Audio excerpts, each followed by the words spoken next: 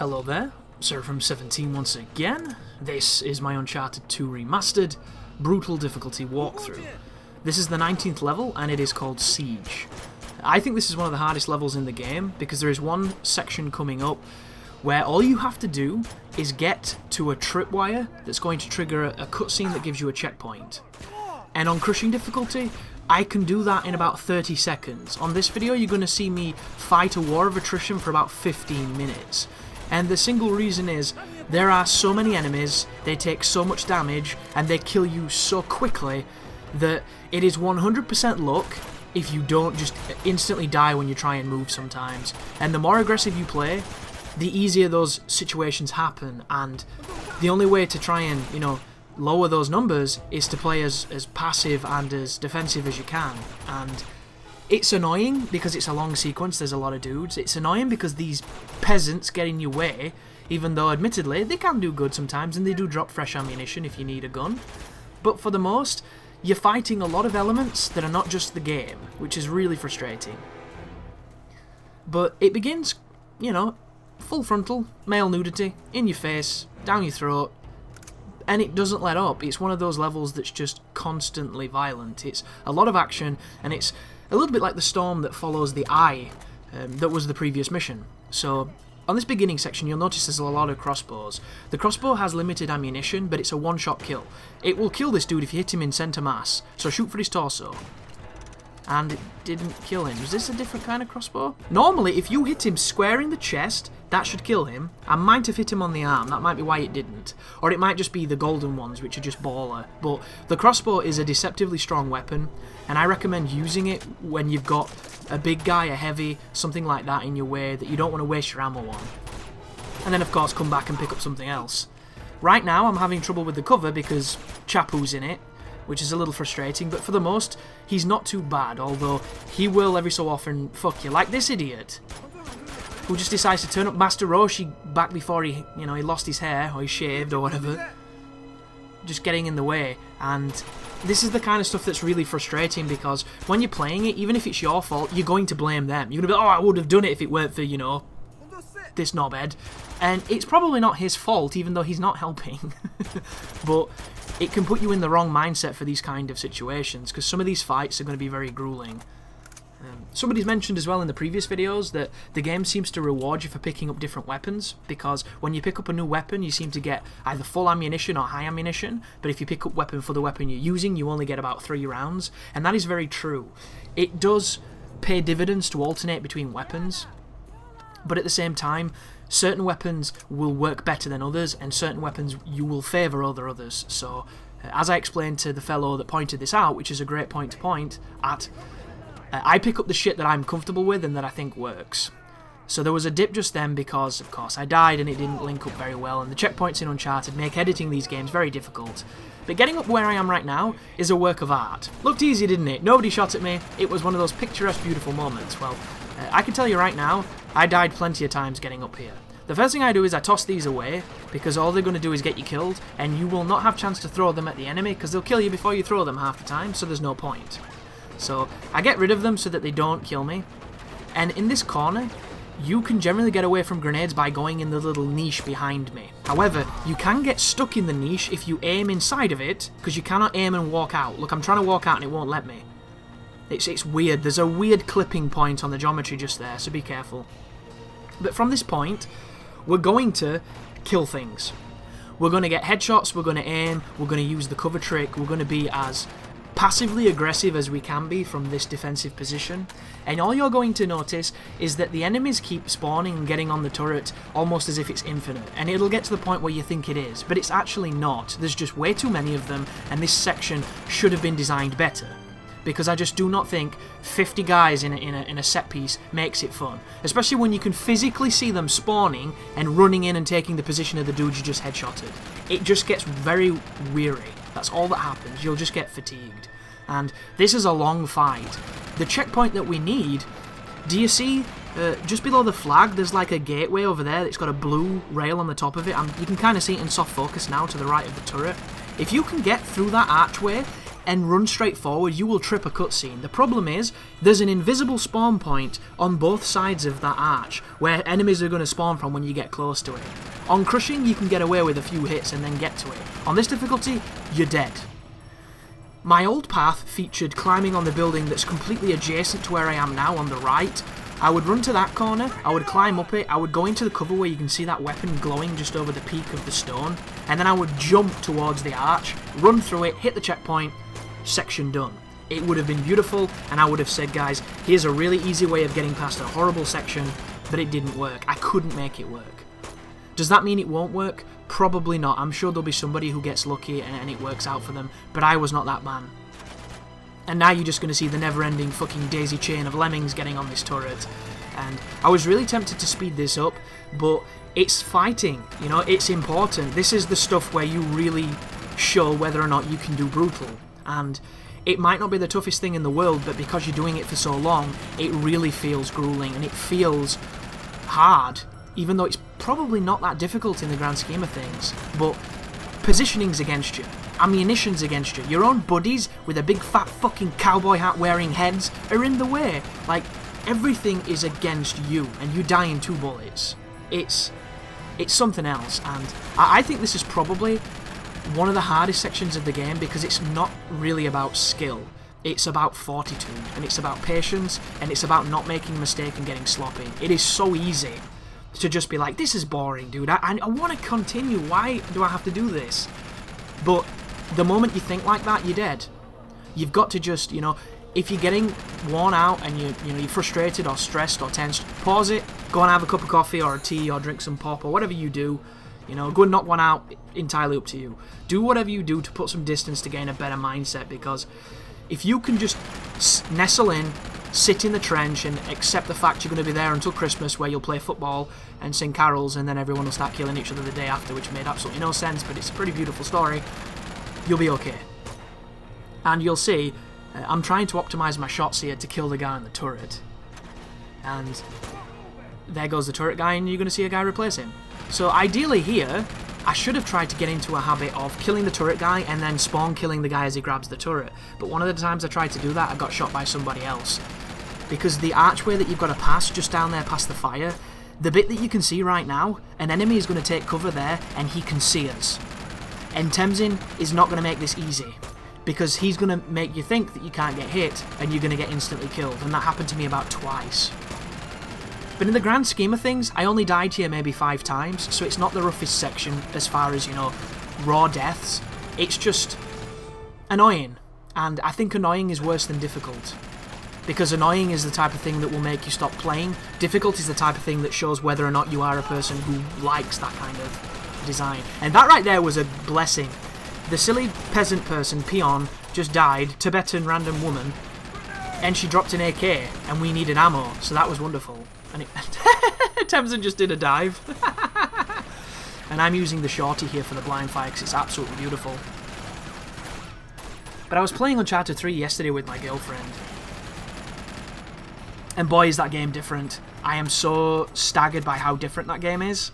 Like, I've got to a comfortable place with the problems with the first-person shooting in this game, and then that game has changed some things. So, it feels weird. Like, the blind fire is different. It doesn't feel as good as this, which is weird, because I thought the shooting in this was really subpar. But the blind fire, I really fell in love with it as I recorded this walkthrough. And in Uncharted 3, the gunfights feel punchier. I think the guns are a bit more accurate, but like the blind fire, nowhere near as useful. And there's this weird thing on the aimer where there's like a weird thing in the circle, and it's super throwing me off. It's making it so I can't see things.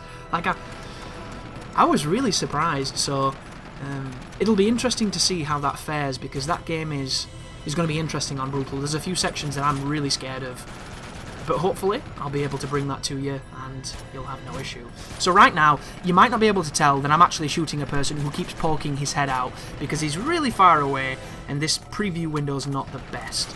But this should be 60 frames per second, 720p on YouTube, so in the higher resolution you might be able to spot it. You might wonder why I don't do 1080. I actually have a television that doesn't do the right kind of 1080, so I can't capture in it, which is really frustrating. because I can't even display in it. And as much as I think high frame rates aren't that important as long as it's high def, a lot of people really like that stuff. And I know I'm the guy who gets on at frame rates, but frame rates affect gameplay. Resolution never really affects gameplay for me. You know, it might change whether or not you can see something if it's, you know, at a certain distance. Like FOV, very important. You play a PC game with a high FOV and you're going to notice so much more things. But frame rate is the thing that can stop input drops. It's the thing that can make things more responsive when you press it. Less delay, and that is incredibly important. Not so much in a shooter, I don't think. Especially one that has, you know, a cover system that's a bit wonky and gets you killed anyway. But in an action game, I will take 720p any day if you can give me 60 frames, which is why I would love to see Dark Souls 3 capped at 720. Like, you could have it 1080 on the PS4 and shitty frame rate, but have it 720 on Xbox One and have it 60. Like, that'd be perfect. Ideal world, 1080 and 60, but you know that's not going to happen because From Software cannot program high frame rate. They just can't, it seems. It's very sad. They need these incredibly gifted folks who do it for free on PC and mod it, which I've always found to be the most ridiculous thing. Hire these people, please. Like, just for, like, a bit of assistance, just somebody to sit next to you and say, like, what are you doing? Do this, it's quicker. Anything, just please. You know, I'm not a fanboy of any console. I'm not a fanboy of anything, really, because I just don't see the point in being a free marketing tool for somebody. I'm just a fan of what I love and what I enjoy. By the way, this is really scary, this part, because I now know there's no more people on this turret, which means I have to push forward, and I don't know where anyone is. There could be people at my right about to instantly kill me, and all of that you've just witnessed is for nothing, because the checkpoint is bang at the beginning of that bullshit. So this is the most tense, dangerous part. Be careful of the grenades, but stay in cover. If you go out of cover, they will kill you. And just edge your way forward. Once you kill these guys on the roof, I think you should be good, but that does not mean you want to relax. You want to have your head on a swivel and treat this like the final boss of any game, because it's up there with just some of the most nerve-wracking moments. And I'm hoping I'm going to get people in the comments like, this was easy, never had a problem, because that's my favourite kind of comment, because it means that you didn't have what I had, and I really didn't like this part. But the good news is, I don't think there's anything else that stands out as rough as this for the rest of the guide, except for one really infamous section where a cutscene lands you out of cover with a bunch of people staring at you, and there is almost nothing you can do except for hope for good RNG. And I'm not a big fan of saying there's nothing you can do, or there's nothing I can do is worse, because that's removing blame from yourself, even though a lot of cases you probably were to blame. We just like to, in our rage, think that we weren't. But I'd love to tell you there's a magic way of doing it. There isn't. And I expect it to be patched, but it might not be patched because I just don't. I don't know too much about Naughty Dog and their post-game support, and I don't even know if Naughty Dog are going to be post-game supporting this, because of course this wasn't really them, it was this Blue Point company supervised by them. So maybe they're too busy working on Uncharted 4, which, as long as that game is 60 frames per second, I don't really care, because that is what's important to me. I don't care how long it takes them either. What people don't seem to realise is the longer a game is in development, the more time, effort and love and fully realisation that vision can have. And you might quote things like Duke Nukem Forever and all these games that were in development hell, but there is a difference between development hell and delays and creative people having enough time to make something as great as they can make it. There's a big distinction. Naughty Dog are not going to release a shit game after 4 or 5 years. They're going to make the best version of that game it could possibly be. Give them time to make it, you know? They released it. They release them, they give them to us. They don't rush us when we play them. Why do people expect them to rush to bring them to us? I've always hated that. Like, we're just this entitled consumer that just wants, instead of actually letting it gestate and become this magnificent thing. Like, just look at games that do get rushed and how upsetting it is when you have this fantastic concept and this great game and it doesn't fully blossom into what it should have because it was forced out. Like, you don't want that. But, hopefully, you know, we'll get a great game, and we'll continue to get great games, because The console generation that we're on right now has admittedly had a weak start, but they always do, you know? They always do, and then they pick up speed, and then by the end of them, we're always amazed by what they've managed to do with the hardware. Because I don't think it's, you know, a big secret, but the hardware in these next generation consoles is not as good as perhaps people thought it was going to be, but the cool thing is, with the architecture and with the creative people, is they find a way to still keep impressing us with what they can do with it. And I think it's almost like that underdog mentality that makes a lot of the projects later on look so great and play so great. And it also proves, it doesn't matter how powerful something is, you can still do great things with it. Look at The Last of Us, dude. Look at The Last of Us compared to one of the first released PlayStation 3 games. Look at how far it came. And then imagine what The Last of Us equivalent is going to be on this most recent generation. It's going to be something absolutely fabulous. And I can't wait to see it. By the way, I think I got a glitch coming up here because there's nobody alive. And I started getting shot at by somebody who wasn't there. And then somebody starts shooting. Watch this. I'm about to get killed. Oh, maybe I might have actually edited it out. Yeah, I did. So I was stood here in this corner. Somebody was shooting at the bottom of the road, nowhere near me, and I instantly died. This door wasn't open, so he couldn't have seen me. Nobody killed me. No grenades were near me. There was no reason to die, and I just did. But be careful in here. Couple of close-quartered encounters. Very dangerous, but nothing compared to the endurance test that you've just gone through. But we've got our trusty Desert Eagle, and we're going to introduce this guy to the concept of wrong. Wrong. Good night, son. Which, if you've never seen Terminator 1, please watch it. You are doing a disservice to your life. But if you need any ammo, feel free to grab it. Keep pushing on forward. There is a checkpoint coming up here, and then there is a very weird set piece about to take place. And I'm going to show you a pretty dangerous but effective way of navigating it. So, there's a lot of people here. There is a lot of people. There's some heavies, there's a shield guy, there's a weird... That is a fantastic blind shot. Complete 100% skill. If you want training missions, you know, please send me money via PayPal and I will tell you how to blind fire and get very lucky. But if you rush all the way over here, you can get yourself into quite a good position of power and almost get instantly murdered by somebody you didn't know existed. But I'm going to be essentially putting my back in a wall and letting them come to me. And because there's people on the other side fighting them, it diverts their attention a little bit. And the only real threat here is the shield guy and the grenade launcher. Everybody else, of course, can kill you in 2 bullets, so they are legitimately a threat, but it's not as big of a fight as you think it is. And if you take it on the way I'm taking it on, most of them are already dead before you even get a chance to shoot them. But that guy over there, he is the big threat, because what he does with those grenades would make the worms from Worms 2 blush. Because he is a magician. The dude's a fucking snooker player with them. Using brick as cushions to bounce off of pockets and things. It's amazing. There's one just there. I get real lucky, then I panic, then I hide, and then I chuck a grenade because I pressed the wrong button. And that happened twice in this walkthrough, and I even said out loud while I was recording it, nobody was here to listen, I wasn't recording commentary, I was just talking to myself because I'm crazy. I was like, why did I do that? And I don't know why. But of course, the heavy's here, and I think there's a shield guy just down there, that's why I threw that grenade. Yeah, that gets rid of the shield guy, and then all we need to do is get rid of the shotgun dude, but the heavies are very dangerous. Very, very dangerous enemy. Then where did he go? Did he die? So there goes that guy. There's a grenade. He's out of cover. He's dead as well. That went really well. Grenade. Oh, so lucky. I've never been one-shot by the grenades, if that makes you feel any better.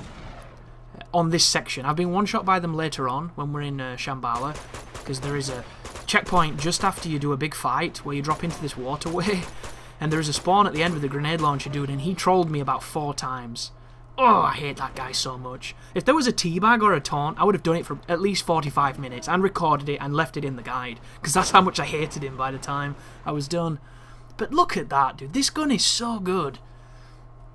It makes me wish there was little caches of weapons like Duke Nukem or Doom throughout all these levels so that you could always have a Desert Eagle, because it's too good. It is a gun that kills people quick. Like, my idea of the best kind of difficulties is where the enemies die fast, but so do you. You know, it's just that feral, brutal standoff of, if you get that first hit, you win. But if they do, you're dead. And I've always loved that. It's one of the things I love the most about Ninja Gaiden 2, outside of the bosses. I think the bosses just, you know, aside from being able to do big damage to them, which you can, they get way too many iframes, and they've always frustrated me. But, like, just that idea of you're sponge, you're not a sponge, you know, you're really fragile, you're squishy, and so are they. And I just don't think enough games get that right. And it must be because they don't think that that's important, and I really do. So once again, sign my petition for my video game, sign my Kickstarter, so we can make the best game ever made. I don't have a Kickstarter, but you know. If I did, I know you'd sign it, because you're awesome. But there's only a couple guys left now. The only problem with this strategy is knowing whether or not there's anybody left. So my advice is once you kill the people inside this final house, go to where Chapu goes to, good old Tamsin, and if he's stood there, you've done it. If he's not, there's somebody left, and then you want to be real careful, because the checkpoint is before this started. So it's a pretty long sequence, and you might not have the guns for it like I do. I have a shotgun at pretty poor range, but I'm not worried. I'm just kind of waiting for them to come to me, and they're just not having any of it. And if you look, Tamsin not doing a bad job. He's not doing a good job by any means, but you know, he's sticking in there. He's sticking and moving. But patience is the best virtue on Brutal. It really is. So put him down. Does Tamsin run away? I can't tell. Coming here with a little kiddie's bunk bed. I think there's also a Desert Eagle in this area, so if you've been using it like I have, you don't have to worry because you will be able to refill it. Yeah, I think... No, there's definitely somebody still in there. Somebody was shooting and it wasn't him. Oh, sorry, dude. My bad. I just got excited. So there's a guy just there. Shoot him, Chris. Oh, did he move? No, he didn't. There he is. So that's a really cheeky spot for shooting people. That's pretty good. Looking into the house. I wouldn't expect... That was him opening the door, I think I just heard then. Yeah, he did. So now the gunfight is over. I'm going to go and collect a bunch of ammo, but I'm going to trim that out because I don't want to bore you. And then we're going to get to the end of the mission. So just walk into this house, follow Tamsin, and then the next mission is another pretty tricky one. So I will see you in that video. But as always, folks, thank you for the support. I hope this is helping. I hope you're looking at Brutal with new eyes and realising you can do it, because it's not that bad. But chin up, there's not long left to go, but it's still going to be pretty tricky, you know, pretty tricky footing. So thank you for watching, and you take care now.